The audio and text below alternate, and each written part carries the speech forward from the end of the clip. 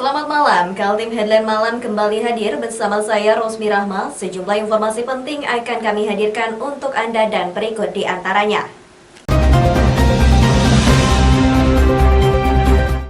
Kita awali Kaltim Headline Malam kali ini, pasca refocusing anggaran yang ditandai dengan pemotongan APBD Kaltim sekitar 30-40%. Kegiatan pembangunan di Kalimantan Timur sudah dimulai kembali. Dalam rapat dengar pendapat dengan Komisi 3 DPRD Kaltim, jajaran Dinas PUPR mengakui sudah mulai membuka tender proyek lagi.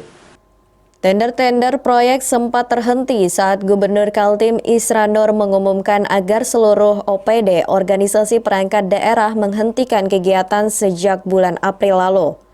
Penghentian aktivitas itu terkait dilakukannya refocusing atau pemotongan APBD untuk membiayai pandemi COVID-19 yang melanda seluruh dunia.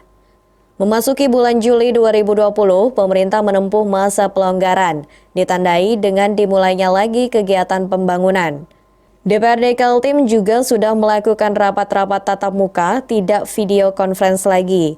Di antaranya dengan Dinas Pekerjaan Umum Penataan Ruang dan Perumahan Rakyat atau PUPR. Progres pelaksanaan APBD 2020 yang ternyata sampai saat ini masih kurang lebih sekitar 20% progresnya. Sehingga kita mendorong PUPR untuk segera melakukan rekonsiliasi dengan bagian tender WLP untuk segera menyelesaikan tender-tender tersebut supaya tidak terlambat. Karena kalau tender dilakukan bulan ini, maka 4 bulan kemudian atau 5 bulan kemudian sudah Desember. Nah, yang kita khawatirkan adalah tidak tercapainya anggaran yang sudah disetujui, yang kemudian akan menjadi silva lagi nanti ke depan. Nah, kalau sudah menjadi silva itu kita akan Aji Seno mengatakan targetnya bulan Juli sampai pertengahan Agustus seluruh proyek fisik sudah dilepas kepada pemenang tender sehingga proyek berjalan memenuhi waktu yang ditentukan. Dari RDP tadi, pihak Bina Marga dan pihak Adbang sudah menyetujui bahwa mereka akan melakukan rapat internal kemungkinan besok siang di PUPR untuk segera mempercepat kemajuan baik tender maupun progres pelaksanaan di lokasi. Tim Kaltim TV, Hardin melaporkan.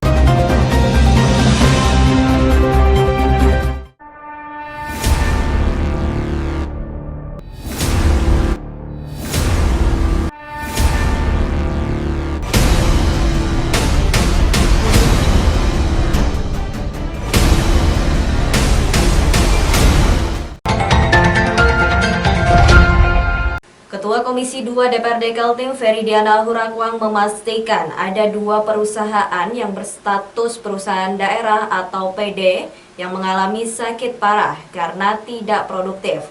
Kedua perusahaan itu adalah PD Silva Kaltim dan PD Agro Kaltim Utama. Berikut informasinya. Di Kalimantan Timur ada 10 perusahaan terkait modal dan dibentuk oleh pemerintah Provinsi Kaltim. Dari 10 perusahaan itu, 6 perusahaan berbadan hukum PT atau perseroan terbatas, sedangkan 4 perusahaan lagi berstatus perusda atau PD. Menurut Ketua Komisi 2 DPRD Kaltim Feridiana Hurakwang, khusus untuk 4 perusahaan yang berstatus PD, setidaknya ada 2 yang menurut penilaian Komisi 2 mengalami sakit parah. Pemerintah itu membentuk badan usaha, nah sesuai dengan undang-undang, 6 diantaranya sudah jadi PT, 4 diantaranya masih berupa badan usaha milik daerah. Nah, badan usaha milik daerah ini ada yang tidak produktif, seperti PD Silva Kaltim, kemudian Agro Kaltim Utama Perkebunan. Nah, Silva Kaltim itu tidak mempunyai sumber pendapatan selain mendapatkan dividen dari 2 perusahaan perkayuan di Kalimantan Timur. Nah, sedangkan PT Agro Kaltim Utama itu secara manajemen tidak tercerai-berai ya. Artinya sekarang kita mau cari siapa direkturnya, siapa ini direksinya itu tidak jelas. Yaitu PD Silva Kaltim bergerak dalam bidang kehutanan dan PD Agro Kaltim Utama di bidang perkebunan. Komisi 2 DPRD Kaltim mengusulkan untuk perusda-perusda yang sakit parah ditutup saja. Tapi kalau memang masih diperlukan dilakukan merger dengan perusda lainnya dan disehatkan. Kita mengusulkan lebih baik satu, kalau masih bisa kalau memang masih mau dihidupkan di merger saja. Kedua, kalau memang tidak bisa di merger saja ya kita tutup saja seperti itu. Nah, kemudian untuk sementara kita meminta pemerintah provinsi sebagai yang membentuk badan usaha ini untuk mengevaluasi semua kinerja dari perusda-perusda ini, karena salah satu tujuan dari perusda ini adalah untuk mendapatkan pendapatan daerah. Nah, ternyata selama ini ada badan usaha milik daerah ini yang belum memberi kontribusi yang signifikan kepada pemerintah daerah. Sebelumnya, Wakil Gubernur Kaltim Hadi Mulyadi di gedung DPRD Kaltim juga menyampaikan rekomendasi dari DPRD Kaltim tentang perusda di Kaltim direspon positif oleh pemerintah. Dalam waktu dekat, upaya pembenahan perusda dilakukan eksekutif. Tim Kaltim TV, Hardin melaporkan.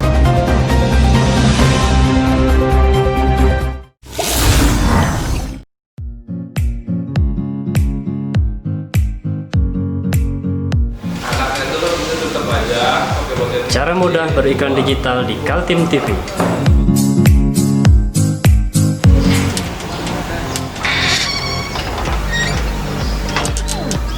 Yang pertama, jadilah sahabat Kaltim TV.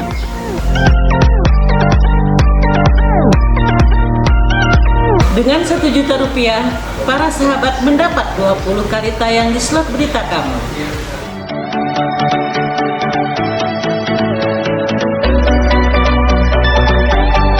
Dengan 20 detik dapat menjangkau 20.000 penonton. Anda beruntung karena mendapat kesempatan perdana dari kami. Ayo jadilah sahabat Kaltim TV.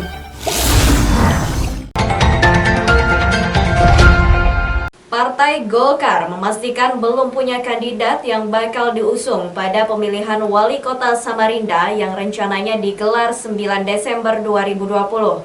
Saat ini, pintu Partai Golkar masih terbuka untuk semua calon kandidat yang ingin berlaga. Memasuki bulan Juli 2020, salah satu partai kuat di kota Samarinda, Golkar, belum juga menentukan pilihannya siapa yang akan diusungnya. Menurut Hasanuddin Mas'ud, Ketua Badan Pemenangan Pemilu DPD Partai Golkar Kaltim, partainya masih membuka pintu bagi semua calon kandidat yang ingin menggunakan perahu mereka. Tapi dari Partai Golkar sendiri masih cair. Ya, kita sudah ada pembicaraan dengan pihak Andi Harun, kita sudah ada pembicaraan dengan beberapa pihak lah ya, termasuk Pak Barkati, terus Pak Erwin Izarudin ya. Jadi belum ada, artinya memihak, karena selama belum ada SK atau rekomendasi, ya saya menganggap itu belum. Tapi memang konstelasi politik sudah dilakukan dan cair aja sih. Berarti komunikasi politiknya memang ada lintas. Ya kita belum mengarah, tapi memang pembicaraan dengan Pak Andi Harun sudah agak lebih dalam lah dibandingkan yang lain. Tapi bukan berarti kami sudah ke sana. Itu aja sebenarnya. Partai Golkar di Kota Samarinda menempatkan 5 orang wakilnya sebagai anggota DPRD. Jumlah tersebut belum cukup untuk menjadi partai pengusung calon kandidat, sehingga harus berkoalisi dengan partai lain untuk menggenapi persyaratan menambah 4 kursi lagi. Sementara itu, calon-calon yang mulai bergulir di publik adalah Andi Harun berpasangan dengan Rusmadi Wongso, Zairin Zain berpasangan dengan Sarwono, Barkati dengan Darlis Patalongi, Erwin berpasangan dengan Apri Gunawan, dan Parowangsa berpasangan dengan Markus Talo. Tim Kaltim TV, Hardin melaporkan.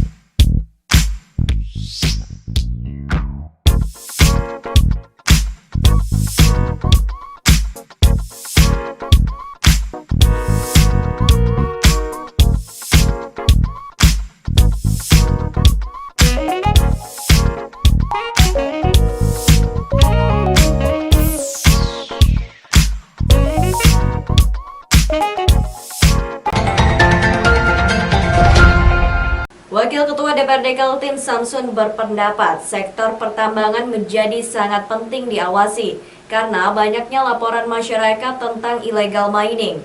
Pengawasan dilakukan dengan tujuan menyelamatkan terjadinya kerusakan lingkungan yang parah dan kerugian negara. Aksi unjuk rasa dilakukan mahasiswa tentang adanya pembiaran terhadap illegal mining di Kalimantan Timur, menggugah Wakil Ketua DPRD Kaltim Samsun. Dia mengapresiasi keinginan para mahasiswa agar langkah pengawasan dilakukan lebih ketat. Kalau memang akan dilakukan evaluasi pertambangan, sepakat kita. Mesti ada fungsi kontrol lah dari DPR.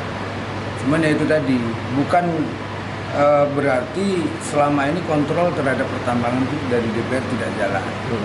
Jalan, Pak. Jalan. Fungsi kontrolnya jalan, tapi kemelemahannya DPR ini tidak punya fungsi eksekutorial. Ketika terjadi pelanggaran di lapangan, kita tahu ada pelanggaran-pelanggaran, tapi kan ya tadi kita nggak punya hak eksekutorial. Yang punya hak eksekutorial itu siapa? Eksekutif. Penegak hukum. Penegak hukum. Gitu. Artinya kalaupun kita evaluasi sehebat apapun, kalau kemudian eksekutorialnya tidak memberi tindakan, kita lemah di eksekutorialnya nggak jadi apa-apa gimana? Gitu. Dalam evaluasi pertambangan menurut Samsun harus disertai dengan komitmen semua pihak, terutama pihak penegak hukum yang diharapkan bertindak tegas sebagai eksekutor. Setiap pelanggaran terjadi ditindak sesuai aturan yang berlaku. Sebelumnya bergulir agar DPRD Kaltim membentuk panitia khusus mengenai evaluasi pertambangan. Namun, menurut Samsun, terkait evaluasi bisa saja dibentuk pansus atau hanya komisi yang membidangi pertambangan. Tim Kaltim TV, Hardin melaporkan.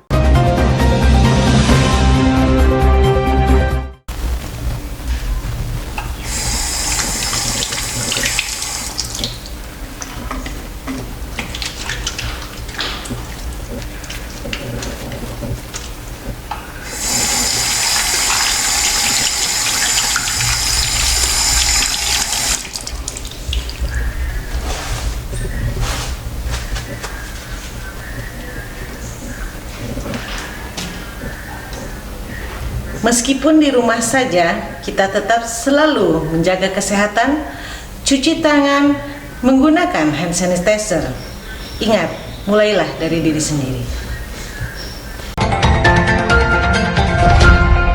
Dinas Pangan, Pertanian, dan Perikanan Kota Balikpapan mewajibkan penerapan protokol kesehatan bagi masyarakat yang akan mengajukan izin untuk menjual hewan kurban. Jika tidak menyanggupi, izin untuk usaha jual hewan kurban tidak dikeluarkan. Berikut informasinya. Di tengah pandemi COVID-19, Dinas Pangan, Pertanian, dan Perikanan Kota Balikpapan mewajibkan masyarakat yang ingin mendapatkan izin menjual hewan kurban harus menyanggupi penerapan protokol kesehatan di lokasi berjualan.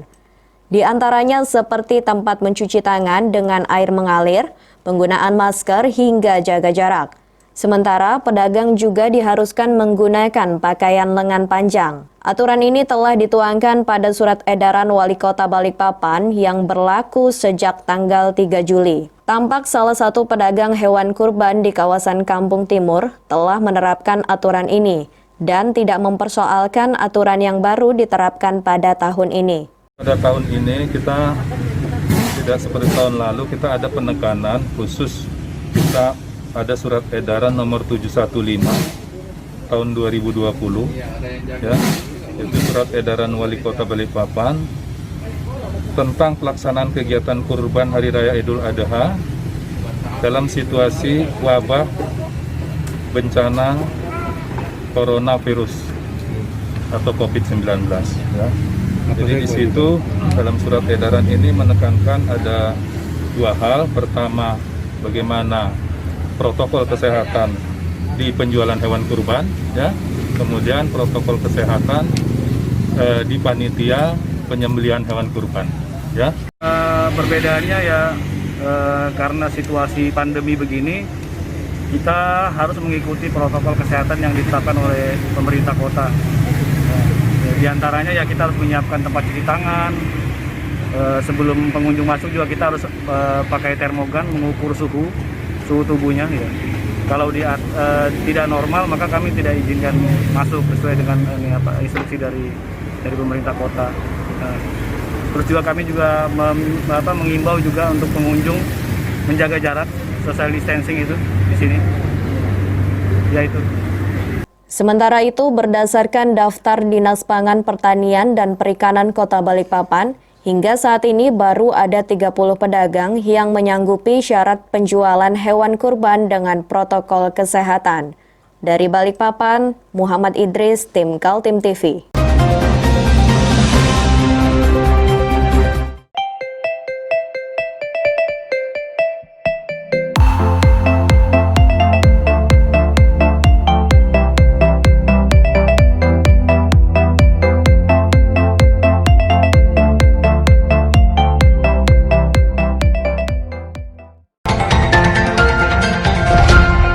Undang-Undang Mineral dan Batubara yang dikenal dengan sebutan UU Minerba Nomor 3 Tahun 2020 mendapat penolakan dari sejumlah mahasiswa yang menamakan diri Aliansi Mahasiswa Kalimantan Timur menggugat.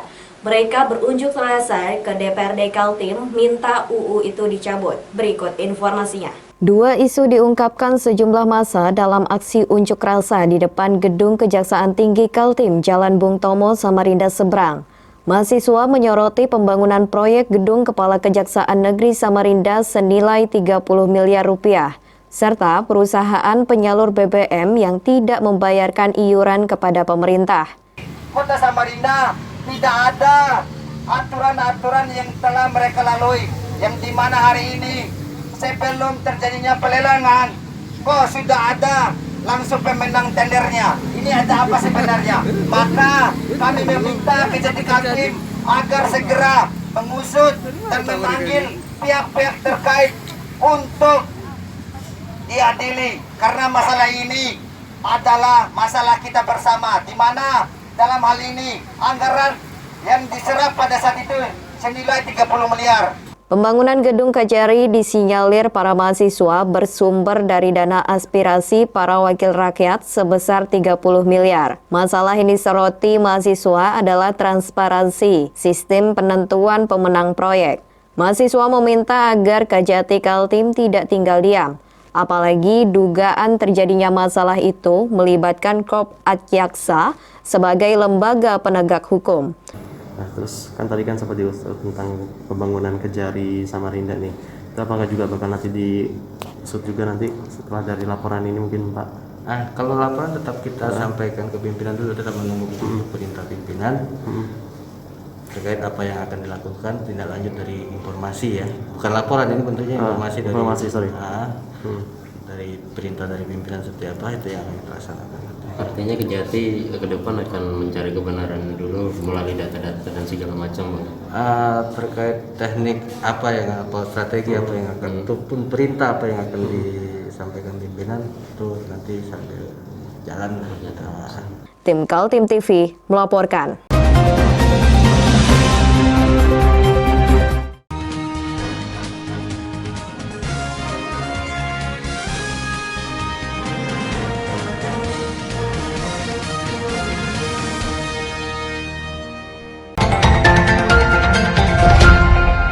Demikian Kaltim Headline malam kali ini. Informasi lainnya dapat Anda simak melalui situs website kami www.kaltim.tv, channel YouTube dan fanpage Facebook Kaltim TV.